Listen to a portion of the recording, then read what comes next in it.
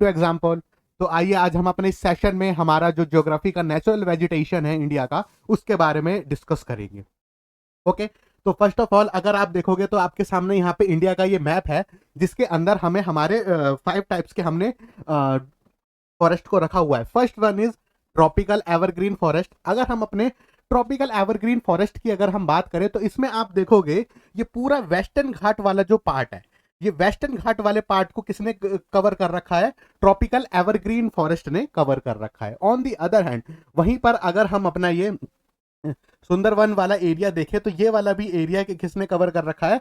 Evergreen forest ने। And हमारा north eastern part, ये नॉर्थ ईस्टर्न पार्ट पूरा हमारा ट्रॉपिकल एवरग्रीन एरिया से, फॉरेस्ट से क्या है, कवर्ड हो रखा है। अब मेन बात इसके लिए क्या चाहिए कि सबसे पहले अगर हम फॉरेस्ट एवरग्रीन फॉरेस्ट की बात करें तो इसके लिए हमको कैसा नेचर चाहिए होता है? वार्म नेचर चाहिए होता है। या फिर अगर आप एरिया की बात करें तो हमें वार्म एरिया चाहिए होता है, जिसके अंदर annual precipitation on an average कम से कम 200 सेंटीमीटर तक होना ही चाहिए। अब आप देखो ये पूरा का पूरा एरिया सी कोस्टल एरियाज है, ठीक है। इधर वाला भी, ईस्टर्न वाले पार्ट में भी अगर आप देखोगे ये कोस्टल एरिया, जिस वजह से वहां का जो नेचर, वहां का जो एरिया है वो वार्म एंड ह्यूमिड रहता है, और इस वजह से यहाँ पे हमें प्रेसिपिटेशन भी देखने को मिलती है। और यहाँ का एनुअल जो आप टेम्परेचर की हमें बात करें तो 22 डिग्री सेल्सियस से हाईएस्ट ही रहता है, जिस वजह से यहाँ के जो फॉरेस्ट हैं वो हमेशा एवरग्रीन रहते हैं, और इसका कोई फिक्स टाइम पीरियड नहीं होता कि अपनी लीव्स को शेड करने का। इस वजह से ट्रॉपिकल एवरग्रीन फॉरेस्ट के अंदर बेसिकली क्या होता है कि सारी लीव्स एक टाइम पीरियड पे अपनी लीव्स को शेड नहीं करते, जिस वजह से हमें 12 मंथ्स ये क्या एवरग्रीन देखने को मिलते हैं। तो स्पेसिफिकली इस बात का ध्यान आपको रखना है कि एवरग्रीन फॉरेस्ट की प्लेसेस क्या है, लोकेशंस क्या है, कहाँ कहाँ पे मिलते हैं। वेस्टर्न घाट, वेस्टर्न घाट वाले के साथ साथ ये सुंदरवन वाला एरियाज, या फिर हम बात कर लें ईस्टर्न कोस्टल एरिया थोड़ा सा, एंड नॉर्थ ईस्टर्न पार्ट। ये लोकेशन आपके लिए एग्जाम पॉइंट ऑफ व्यू से बहुत ज्यादा कंपलसरी है। उसके बाद हम आते हैं tropical deciduous forest. Tropical deciduous forest की अगर हम बात करें तो इंडिया का मोस्टली पार्ट, अब अगर आप यहां पे देखें तो इंडिया का मोस्टली पार्ट किसने कवर कर रखा है? हमारा ट्रॉपिकल डेसिडियस एरिया ने कवर कर रखा है, जिसको हम मॉनसून फॉरेस्ट भी कहते हैं। क्या कहते हैं? मॉनसून फॉरेस्ट भी कहते हैं। और इसके अंदर इस टाइप के फॉरेस्ट के लिए हमको ऑन एन एवरेज जो एनुअल प्रेसिपिटेशन चाहिए होता है वो 70 टू 200 सेंटीमीटर चाहिए होता है। अभी आपने देखा कि अगर हम एवरग्रीन फॉरेस्ट की बात कर रहे हैं तो एवरग्रीन फॉरेस्ट के लिए हमें कितनी वो चाहिए एनुअल प्रेसिपिटेशन? 200 प्लस चाहिए, यानी 200 सेंटीमीटर एनुअल प्रेसिपिटेशन उससे ज्यादा है तो वो हमारे लिए बेस्ट है। लेकिन उससे अगर कम होती है तो वो फॉरेस्ट किसके अंदर कन्वर्ट हो जाते हैं? धीरे धीरे डेसिडियस फॉरेस्ट के अंदर कन्वर्ट हो जाते हैं।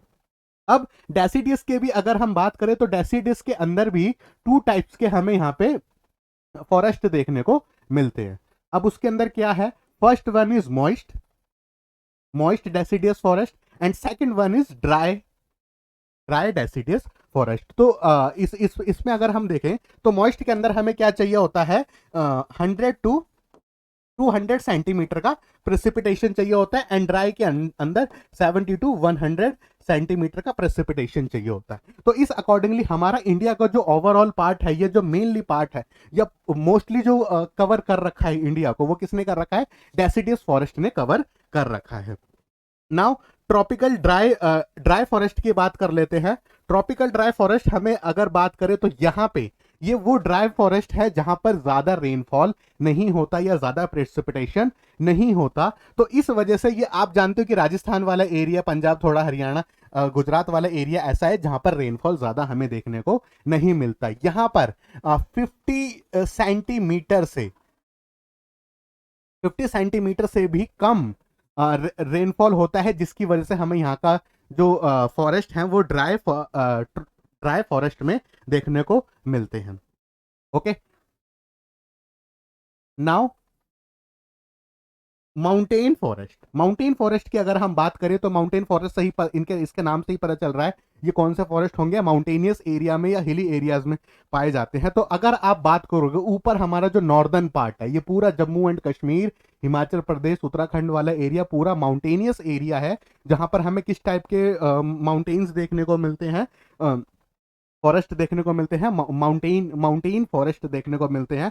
और जैसे जैसे हमारी हाइट इंक्रीज होती चली जाती है, जैसे जैसे हमारा एल्टीट्यूड इंक्रीज होता चला जाता है, उस अकॉर्डिंगली हमारे नेचुरल वेजिटेशन के अंदर भी चेंजेस आते रहते हैं। Now mangrove forest is the last forest in this map.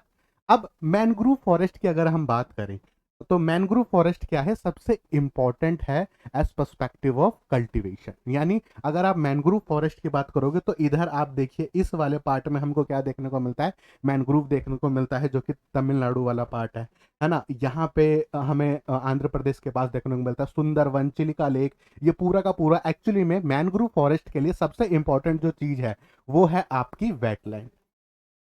ठीक है, इसके लिए कैसा एरिया चाहिए होता है, वेटलैंड एरिया चाहिए होता है, जिसकी वजह से ये फॉरेस्ट को डेवलप होने में बहुत इंपॉर्टेंट रोल प्ले करता है। और ये सारी की सारी जगह जहां जहां आप देख रहे हो ये सारी की सारी वेटलैंड है। अगर हम बात करें तो सबसे ज्यादा मैनग्रोव फॉरेस्ट हमें कहां पर देखने को मिलता है, और एक लार्ज स्केल पे, वो सुंदरवन वाले एरिया में मिलता है। कहां पर मिलता है, सुंदरवन वाले एरिया में देखने को मिलता है। और यहाँ पे क्वेश्चन भी आता है कि सुंदरवन वाले एरिया में या फिर जहां पर गंगा और ब्रह्मपुत्र अपना डेल्टा बनाती है तो किस टाइप के फॉरेस्ट मिलते हैं वहां पे, तो हमको मैनग्रोव फॉरेस्ट वहां पे सबसे ज्यादा मिलते हैं।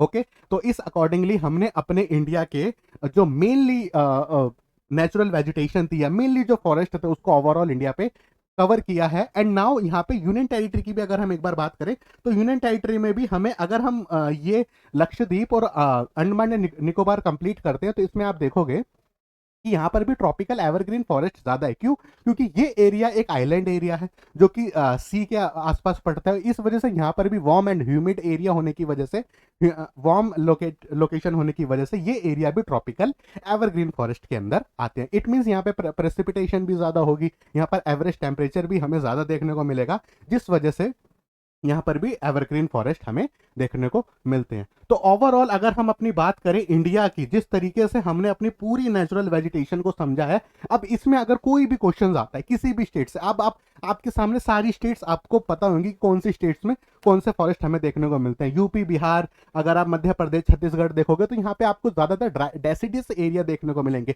वहीं अगर जम्मू कश्मीर, हिमाचल प्रदेश, उत्तराखंड वाले एरिया से अगर क्वेश्चन आ रहा है तो हमें वहां पे ज्यादातर माउंटेन फॉरेस्ट देखने को मिलेंगे। नॉर्थ ईस्ट वाले से आ रहा है तो नॉर्थ अरुणाचल प्रदेश और सिक्किम के अलावा हमको कैसे फॉरेस्ट देखने को मिलते हैं, एवरग्रीन फॉरेस्ट देखने को मिलते हैं। वेस्टर्न घाट वाले एरिया में हमें एवरग्रीन फॉरेस्ट देखने को मिलते हैं। यहाँ पे गुजरात, राजस्थान वाले एरिया में आप ड्राई फॉरेस्ट देखने को मिलता है। इस अकॉर्डिंगली अब जिस भी अकॉर्डिंगली क्वेश्चन सेट होता है तो आपको हर एक स्टेट्स का पता होना चाहिए कि कौन सी स्टेट्स में कहां पर हमें किस टाइप के फॉरेस्ट देखने को मिलते हैं। अब अगर हम एक चीज और बात करें तो अब इंडिया की ओवरऑल जो फॉरेस्ट कवर है, इंडिया का जो फॉरेस्ट कवर है वो अप्रोक्स 24% है। ओके, 24% क्या है इंडिया का फॉरेस्ट कवर है, जहां पे पूरी ओवरऑल इंडिया पे 24% उसके एरिया का हमको क्या देखने को मिलता है, फॉरेस्ट कवर देखने को मिलता है। और जो कि एक बहुत बड़ा एक डाटा है। अब इसमें से भी स्पेसिफिक कौन सी स्टेट है भाई जिसके अंदर फॉरेस्ट कवर सबसे ज्यादा है, तो मध्य प्रदेश ऐसी स्टेट है जिसके अंदर फॉरेस्ट कवर आपका सबसे ज्यादा देखने को मिलता है। मध्य प्रदेश वाले एरिया में सबसे ज्यादा फॉरेस्ट कवर देखने को मिलता है। अब कौन सी ऐसी स्टेट है जिसके अंदर फॉरेस्ट कवर इंक्रीज हो रहा है, धीरे धीरे बढ़ती जा रही है, और कौन सा? तो अगर हम बात करें तो आंध्र प्रदेश, आंध्र प्रदेश एक ऐसी स्टेट है जो धीरे धीरे अपने फॉरेस्ट कवर के अंदर इंक्रीज करती जा रही है, और वहां पे हमें फॉरेस्ट कवर देखने को मिल रहा है। किसी भी स्टेट के लिए बहुत कंपलसरी है कि वहां का फॉरेस्ट कवर उसके एरिया के कंपैरिजन में बना रहे, क्योंकि वो ही उसके लिए एक इंपॉर्टेंट रोल प्ले करता है। तो हर एक स्टेट का ऑन एन एवरेज अगर आप बात करोगे तो 10% के करीब करीब हमें फॉरेस्ट कवर देखने को मिलता है। बट इसमें मध्य प्रदेश और आंध्र प्रदेश एक ऐसी स्टेट बनती जा रही है जो धीरे धीरे अपने फॉरेस्ट कवर को इंक्रीज कर रही है। ओके गाइस, तो इस अकॉर्डिंगली हमने अपने इंडिया के जितने भी मेन सारे फॉरेस्ट थे उनको कवर कर लिया। आई होप सो आपको वीडियो पसंद आई होगी। सो ऐसे ही हमारे साथ बने रहे ज्योग्राफी की वीडियोस के लिए। Thank you so much.